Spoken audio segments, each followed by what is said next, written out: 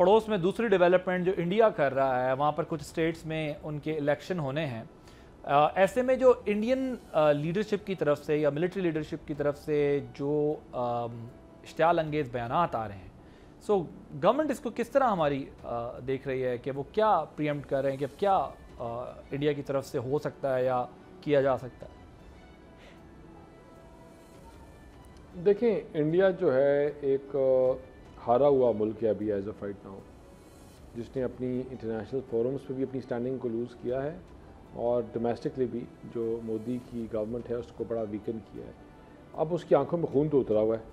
بدلا بھی لینا ہے، کچھ کر بھی نہیں سکتے، لیکن اور وہ پراکسیز کو استعمال کرتے ہیں، کبھی افغانستان کے تھرو، کبھی کسی اور چیز کے تھرو، لیکن پاکستان سٹینڈز فرم، جو ہمارا عزم ہے اس کو کوئی ہرا نہیں سکتا، ہمارے عزم سے کوئی جیت نہیں سکتا، اور انشاءاللہ ان تمام چیزوں کا جب بھی کوئی ریٹیلیشن ہوئی تو پاکستان منہ توڑ جواب دے گا، لیکن ہم کانفرنٹیشن کے ریٹیلیشن کے حق میں نہ ہیں نہ تھے۔ پاکستان اس ریجن کی ایک جیو پولیٹیکل لوکیشن ہونے کی وجہ سے ایک پرومیننٹ فگر بڑھ کر سامنے آیا ہے، and where we want to be a strong economic power again as well,